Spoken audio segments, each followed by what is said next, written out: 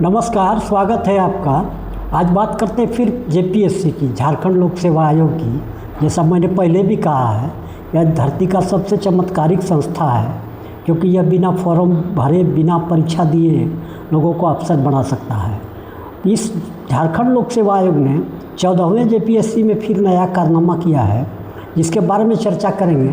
पर सबसे पहले इसके इतिहास को देखते हैं, इसके पिछले रिकॉर्ड को भी, कि इसने पहले क्या किया था।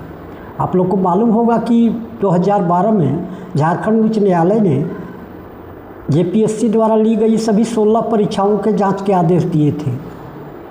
सीबीआई ने जांच किया और केवल फर्स्ट और सेकंड जेपीएससी का चार्जशीट दाखिल किया। और मुझे पता नहीं है कि शेष 14 परीक्षाओं के बारे में सीबीआई ने क्या कहा और कोर्ट का ऑब्जर्वेशन क्या है, पता नहीं। शेष 14 परीक्षाओं में जांच की ज़रूरत थी या नहीं थी, या परीक्षाएं सब अच्छी थी और उनमें कोई अनियमितता नहीं थी, और या क्या हुआ उसमें मुझे कुछ पता नहीं। किसी को कुछ जानकारी हो तो ज़रूर मुझे बताएंगे कि सीबीआई को जो 16 परीक्षाओं के जांच के आदेश दिए थे, तो 2 का तो चार्जशीट उसने दाखिल कर दिया है। शेष 14 परीक्षाओं के बारे में उसने क्या कहा है, क्या क्लोजर रिपोर्ट दाखिल कर दिया है या सबको क्लीन चिट दे दी है, मुझे नहीं पता। तो किसी को मालूम हो ज़रूर शेयर कीजिएगा। अब आते हैं जेपीएससी के पिछले रिकॉर्ड के बारे में।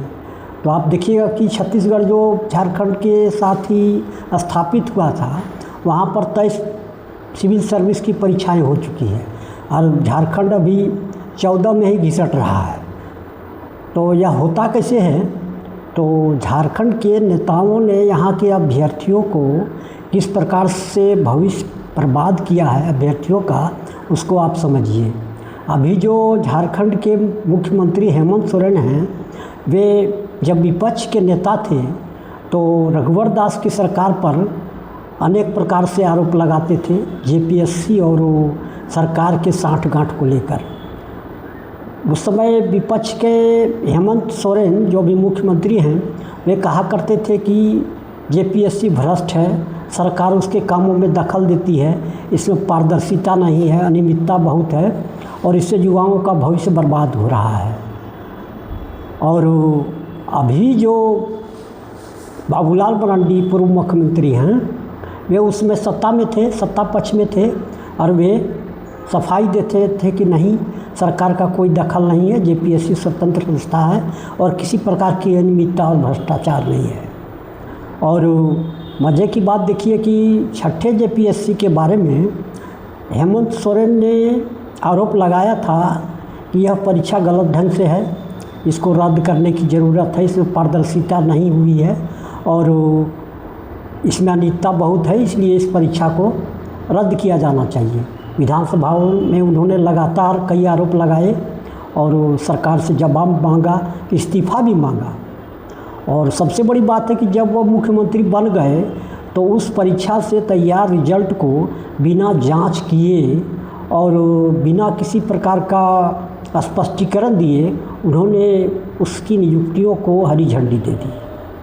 तो आप समझ सकते हैं कि झारखंड के नेता किस प्रकार से काम करते हैं। जब हेमंत सोरेन विपक्ष में थे तो सरकार पर भ्रष्टाचार, अनियमितता, जेपीएससी को संरक्षण देने का आरोप लगाते थे। बाबूलाल मरांडी वही आरोप दोहरा रहे हैं जो विपक्ष में रहते हुए हेमंत सोरेन लगाया करते थे, और हेमंत सोरेन भी वही सफाई दे रहे हैं जो उसमें सत्ता पक्ष के नेता दिया करते थे, जो रघुवर दास दिया करते थे। तो इस प्रकार से देख सकते हैं कि चेहरे दोनों वही हैं, लेकिन दोनों की भूमिकाएं बदल गई हैं। आज मुख्यमंत्री हेमंत सोरेन जेपीएससी को पाक साफ बता रहे हैं, उनकी तरफ से सफाई दे रहे हैं, और बाबूलाल मरांडी आरोप लगा रहे हैं। तो इन लोगों का खेल आप समझिए, किस प्रकार से नेता युवाओं का भविष्य बर्बाद कर रहे हैं। उनकी भूमिका बदल गई है, चेहरे वही हैं, केवल वे चेहरे बदले हैं जिनका भविष्य बर्बाद हो रहा है, जिनका करियर चौपट हो रहा है जेपीएससी के चक्कर में।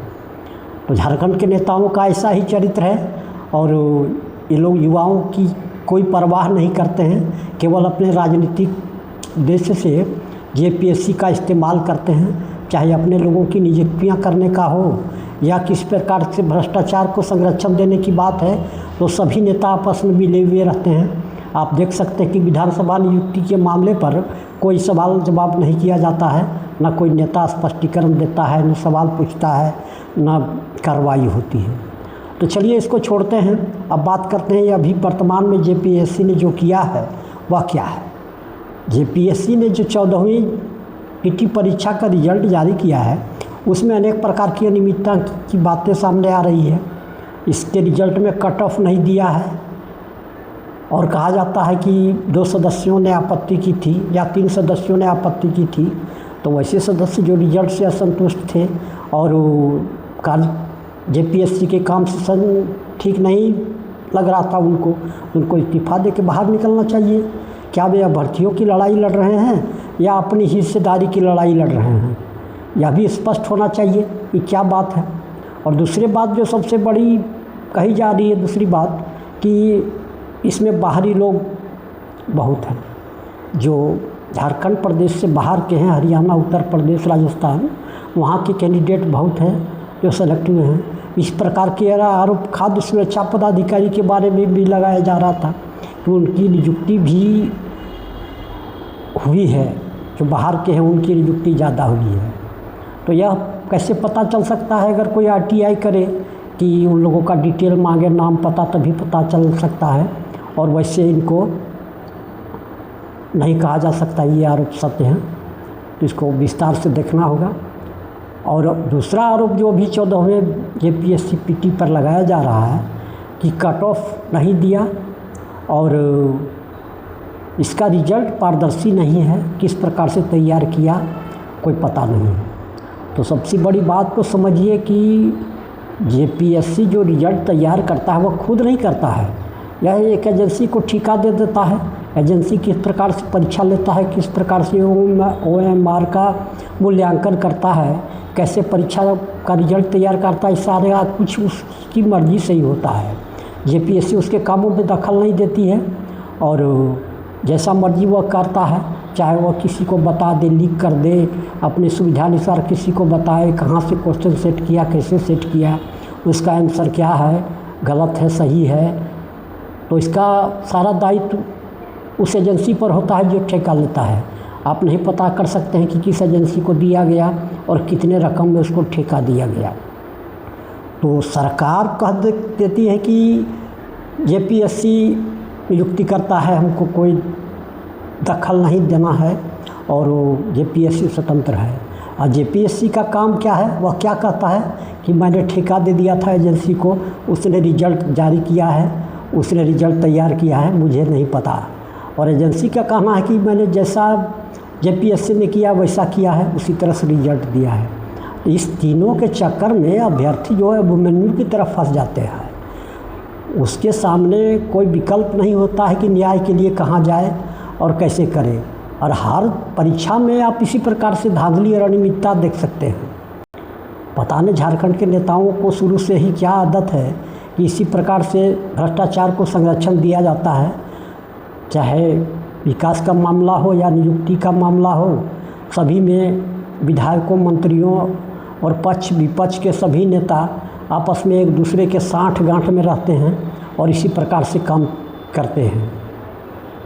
तो अभी जो नियुक्ति का विवाद जो है हर परीक्षा में होता है, चाहे नगर पालिका वाला लिया गया हो या खाद्य सुरक्षा अधिकारी का लिया गया हो, किसी प्रकार का भी जो नियुक्तियां हुई झारखंड में, एक भी विवाद से मुक्त नहीं है।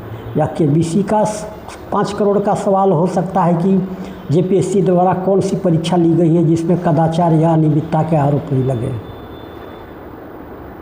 तो इस वीडियो में इतना ही। धन्यवाद। इस वीडियो को देखिए, अधिक से अधिक शेयर कीजिए और चैनल को सब्सक्राइब कीजिए।